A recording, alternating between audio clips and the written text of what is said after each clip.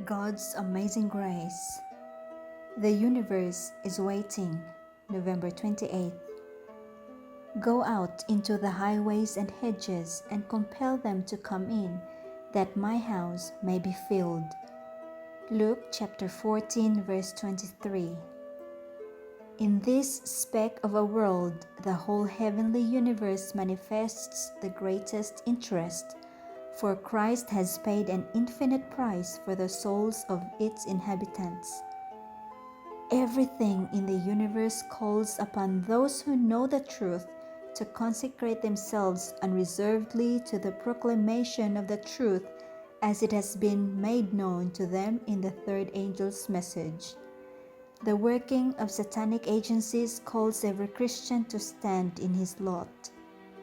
The work given us is a great and important one, and in it are needed wise, unselfish men who understand what it means to give themselves to unselfish effort to save souls. But there is no need for the service of men who are lukewarm, for such men Christ cannot use. Men and women are needed whose hearts are touched with human suffering and whose lives give evidence that they are receiving and imparting light and life and grace.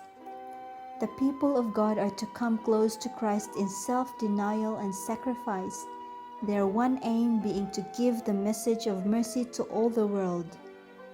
Some will work in one way and some in another, as the Lord shall call and lead them.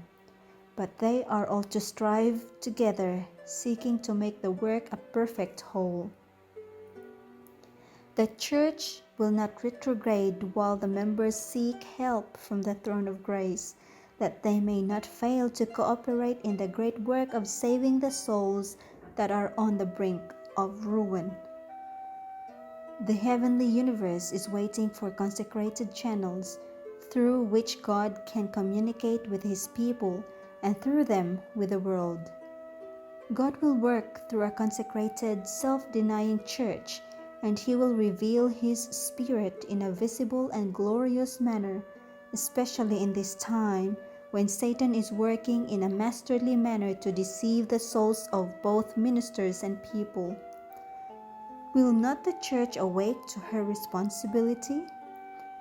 God is waiting to impart the spirit of the greatest missionary the world has ever known to those who will work with self-denying, self-sacrificing consecration.